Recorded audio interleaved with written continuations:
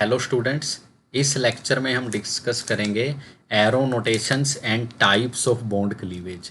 Arrow notations का मतलब है जो डिफरेंट टाइप्स ऑफ एरोज हम यूज़ करते हैं ऑर्गेनिक केमिस्ट्री के अंदर। डिफरेंट टाइप ऑफ एरोज ये कहाँ यूज़ होती हैं? जब भी हम रिएक्शंस लिखते हैं या हम रिएक्शन मैकेनिज्म लिखते हैं। तो फर्स्ट हम देखते हैं कौन कौन सी एरोज होती हैं ऑर्गेनिक केमिस्ट्री के अंदर। फर्स्ट होती है हमारे पास कर्व्ड एरो। कर्व्ड एरो इस तरह से हम लिखते हैं, इस तरह से, और ये रिप्रेजेंट करती है, it represents movement of electron pair. Electron pair का मतलब है टू इलेक्ट्रॉन्स की मूवमेंट को, दो इलेक्ट्रॉन्स की मूवमेंट को ये रिप्रेजेंट करती है। जैसे अगर हमारे पास एक्स और वाई दो एटम्स हैं, इनके बीच में एक कोवेलेंट बॉन्ड है। कोवेलेंट बॉन्ड का मतलब है जब शेयरिंग ऑफ इलेक्ट्रॉन्स, जो बॉन्ड म्यूचुअल शेयरिंग से बनता है इलेक्ट्रॉन्स की, उसको बोलते हैं कोवेलेंट बॉन्ड। तो अगर हम इस तरह से इसके ऊपर एरो लगा दें या इस तरह से, इसका क्या मतलब होगा? दैट जो ये दोनों इलेक्ट्रॉन्स हैं कोवेलेंट बॉन्ड के, ये वाई के ऊपर चले गए।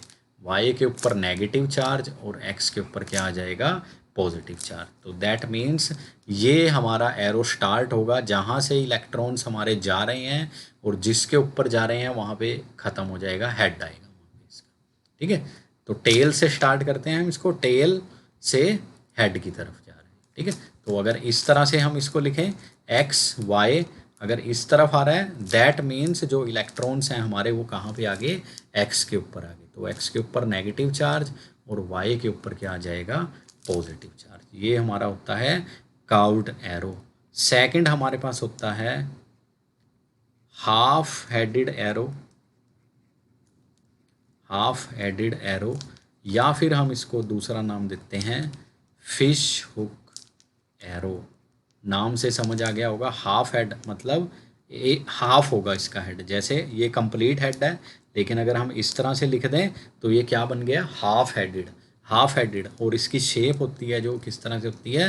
फिश हुक, जैसे मछली पकड़ने का कांटा होता है इस तरह से। और ये रिप्रेजेंट करता है, it represents the movement of a single electron. Single का मतलब एक इलेक्ट्रॉन की मूवमेंट को ये रिप्रेजेंट करता है। तो अगर हमारे पास दो एटम्स हैं एक्स और वाई, दो इलेक्ट्रॉन्स हो गए, और इसको कैसे लिख सकते हैं? एक्स दिस टू इलेक्ट्रॉन, तो एक वाई पे चला गया और एक किस पे चला गया? एक्स पे। तो क्या बन जाएंगे? इस तरह से एक्स पे भी एक इलेक्ट्रॉन आ गया और वाई के ऊपर भी एक इलेक्ट्रॉन आ गया। और इन स्पीशीज को हम क्या बोलते हैं? Free radicals. ठीक है, ये हम आगे डिस्कस करेंगे। फ्री रेडिकल्स जिनके ऊपर अनशेयर्ड इलेक्ट्रॉन आ जाए उसको बोलते हैं हम फ्री रेडिकल। थर्ड जो हमारे पास एरो है, टाइप ऑफ एरो, वो हमारे पास है double headed arrow. Double headed, double का मतलब जिसके दो हेड होंगे, इस तरह से दोनों तरफ उसके क्या आ जाएंगे? हेड आ जाएंगे। इसको बोलते हैं हम डबल हेडेड एरो। ये मूवमेंट ऑफ इलेक्ट्रॉन्स को नहीं बताएगी। ये किसको? ये जब हम रेजोनेंस डिस्कस करते हैं या जब हम डिफरेंट रेजोनेटिंग स्ट्रक्चर्स लिखते हैं किसी भी मॉलिक्यूल के लिए, तो उनको रिप्रेजेंट करने के लिए या उनके बीच में हम क्या यूज़ करते हैं? Double headed arrow. It is used between various resonating structures, या हम इनको बोलते हैं वेरियस कैनोनिकल स्ट्रक्चर्स। जब भी हम रेजोनेंस की बात करेंगे तो वहाँ पे एरो यूज़ होगी डबल हेडेड एरो। उसके बाद हमारे पास आती है एक double arrow. Double arrow, double arrow का मतलब जब दो एरोज, जनरली हम इस तरह से लिखते हैं, और ये हम सबको पता है, it is used to represent equilibrium reactions. जब भी रिएक्शन के बीच में इक्विलिब्रियम आएगा रिएक्टेंट्स और प्रोडक्ट्स के बीच में, तब हम ये एरो यूज़ करते हैं। ठीक है, इस तरह से रिएक्टेंट्स और प्रोडक्ट्स। कोई एग्जांपल अगर हम इसका लिखें एक, जैसे वाटर, अगर हम इस तरह से शो करेंगे, वाटर इक्विलिब्रियम में है हाइड्रोनियम आयन के साथ और हाइड्रोक्सिल आयन के साथ, तो उस टाइम पे हम यूज़ करेंगे डबल एरो।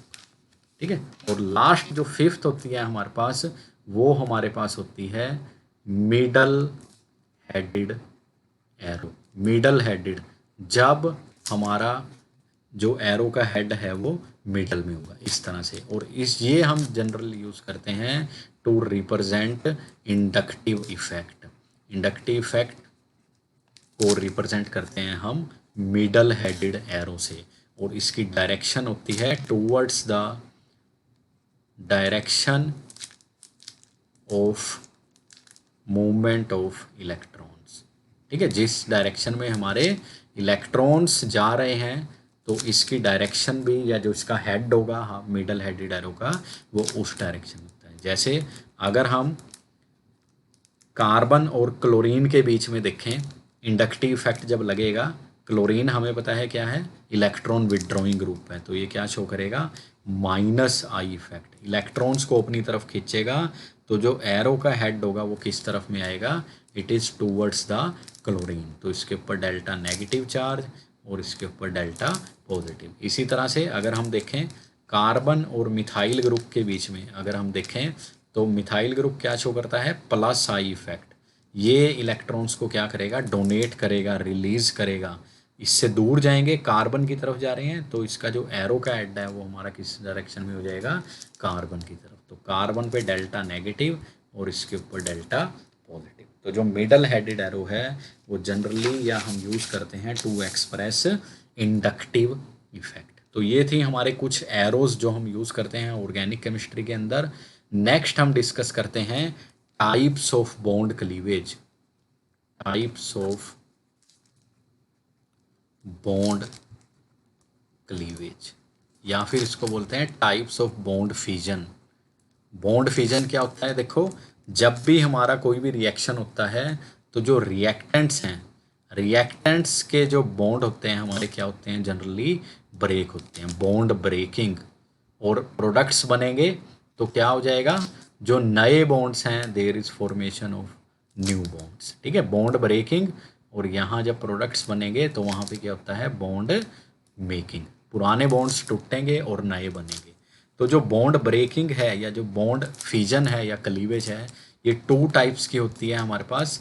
फर्स्ट है हमारे पास होमोलिटिक बॉन्ड क्लीवेज, होमोलिटिक, या फिर हम इसको बोलते हैं होमोलिसिस, शॉर्ट के अंदर शॉर्ट फॉर्म है इसकी होमोलिसिस। सेकंड होती है हमारे पास हिट्रोलिटिक बॉन्ड क्लीवेज या बॉन्ड फिजन, और शॉर्ट में हम इसको बोलते हैं हिट्रोलिसिस। दो तरह से बॉन्ड ब्रेक हो सकता है हमारा, हिट्रोलिसिस हो जाए या फिर होमोलिसिस हो जाए। फर्स्ट हम देखते हैं कि होमोलिसिस क्या होता है। होमोलिसिस, होमोलिटिक बॉन्ड क्लीवेज या फिर होमोलिसिस। होमोलिसिस दो वर्ड से बना है, homo and lytic. Homo means same, lytic means to break. इसका क्या मतलब है, जब भी हमारा जो कोवेलेंट बॉन्ड है दो एटम्स के बीच में ए और बी, इस तरह से ब्रेक होगा। अगर हम इसको लिख दें कोवेलेंट बॉन्ड को इलेक्ट्रॉन्स की फॉर्म में, इस तरह से भी लिख सकते हैं। तो अगर वो हमारा बॉन्ड इस तरह से ब्रेक हो कि जो इलेक्ट्रॉन्स हैं हमारे, एक इलेक्ट्रॉन बी पे चला जाए और एक ए पे, that means equal sharing of electrons, equal या फिर सेम शेयरिंग ऑफ इलेक्ट्रॉन्स, तो तब जो हमारी बॉन्ड क्लीवेज होगी उसको हम क्या बोल लेंगे, होमोलिटिक बॉन्ड क्लीवेज। और क्योंकि इसके अंदर एक इलेक्ट्रॉन की मूवमेंट है तो हम यहाँ पे यूज़ करते हैं एरो फिश हुक एरो, या फिर इसको बोलते हैं हाफ हेडेड एरो। तो ये स्पीशीज बनेगी, ए के ऊपर भी एक इलेक्ट्रॉन और बी के ऊपर भी, इनको हम बोलते हैं रेडिकल्स। ठीक है, तो जब भी हमारी क्या होगी, होमोलिटिक बॉन्ड क्लीवेज होगी तो वहाँ पे हमें क्या मिलेंगे, रेडिकल फॉर्मेशन। और इसके लिए होमोलिटिक के बॉन्ड क्लीवेज के लिए डिफरेंट रिएक्शन कंडीशंस हो सकती हैं, जैसे लाइट की प्रेजेंस में भी हो सकता है, ये एच न्यू लिख सकते हैं उसको। डेल्टा हीट की प्रेजेंस में भी हो सकता है, और in presence of radical initiators. Radical initiators, radical initiators generally such as हम यूज़ करते हैं पेरोक्साइड्स। तो हम लाइट की लाइट की जब प्रेजेंट होगी तब भी हो सकती है ये होमोलिसिस, हीट की प्रेजेंस में इसको हीटिंग करके भी कर सकते हैं, और in presence of certain substances called radical initiators जैसे पेरोक्साइड्स हैं। अगर लाइट की प्रेजेंस में ये रिएक्शन हो रही है तब हम इसको बोलते हैं इट इज़ कॉल्ड फोटोलिसिस, और अगर हीट की प्रेजेंस में हो रही है तब हम बोलते हैं इसको थर्मोलिसिस, थर्मल रिएक्शन, थर्मोलिसिस।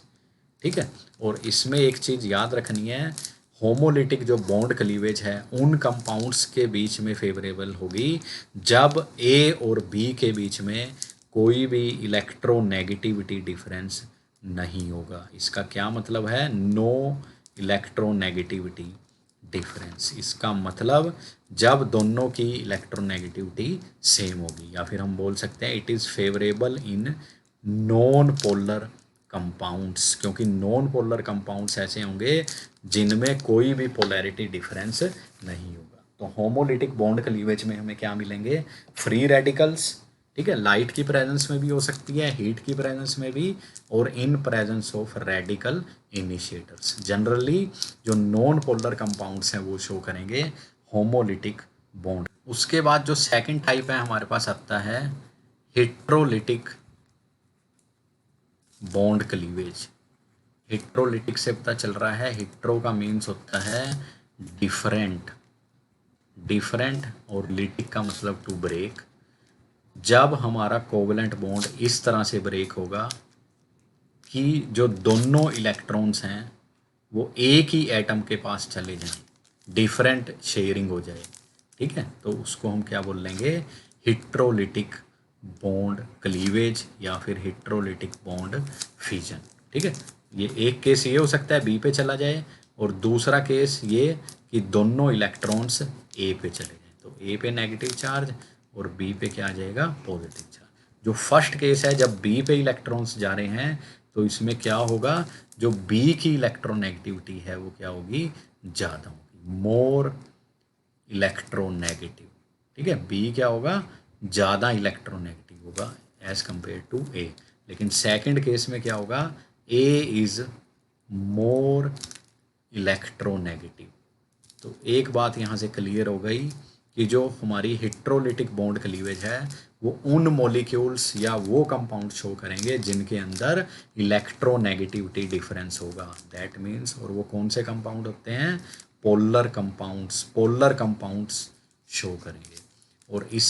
और यहाँ पे क्योंकि हमारी दो इलेक्ट्रॉन्स की मूवमेंट हो रही है तो हमने यहाँ पे यूज़ किया है क्या, curved arrow. Curved arrow represent करता है मूवमेंट ऑफ टू इलेक्ट्रॉन्स। और इसके अंदर देखो हमारी स्पीशीज क्या बनी, कैटायन और एनायन। ठीक है, आयंस बने, आयन फॉर्मेशन हो जाएगी हेट्रोलिटिक बॉन्ड क्लीवेज के अंदर। ठीक है, और इसमें एक चीज़ और याद रखनी है कि अगर हमारे पास ए कार्बन हो, ठीक है, ए और बी कार्बन हो तो सी पॉजिटिव भी बन सकता है और सी नेगेटिव भी बन सकता है, या दोनों ही बन सकते हैं। सी पॉजिटिव का मतलब कार्बोकैटायंस भी बन सकती हैं, और इसके अंदर अगर सी नेगेटिव आ जाए तो कार्बेनायंस भी बन सकती हैं। ठीक है, स्पीशीज जिन पे पॉजिटिव चार्ज आएगा कार्बन पे उनको बोलते हैं कार्बोकैटायंस, और स्पीशीज जिन पे कार्बन के ऊपर नेगेटिव चार्ज आ जाएगा उनको हम बोल लेंगे कार्बेनायंस। ठीक है, नेक्स्ट हमारे पास है जो सेम कोवेलेंट बॉन्ड है, एक ही कोवेलेंट बॉन्ड को हम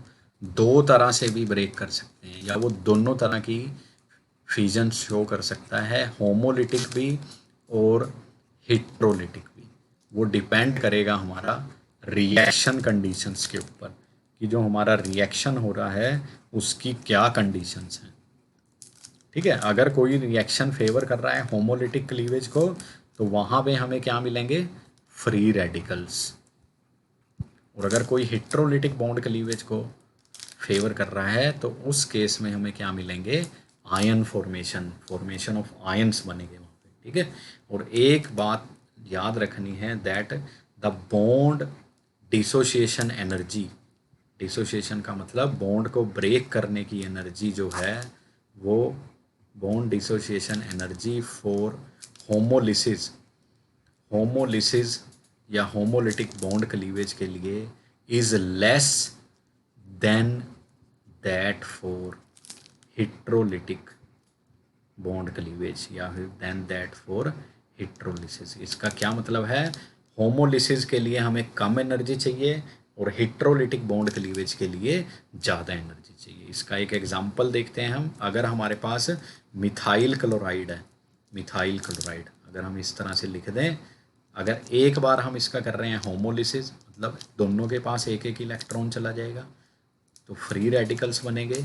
इस रिएक्शन के लिए हमें जो एनर्जी चाहिए वो अप्रोक्सीमेटली 350 किलो जूल पर मोल। लेकिन अगर हमने इसके आयंस बनाने हैं या फिर हिट्रोलिटिक बॉन्ड क्लीवेज करनी है तो हमें जो एनर्जी चाहिए, जो डेल्टा एच है, वो कितना होना चाहिए, 950 के आसपास, इतनी एनर्जी।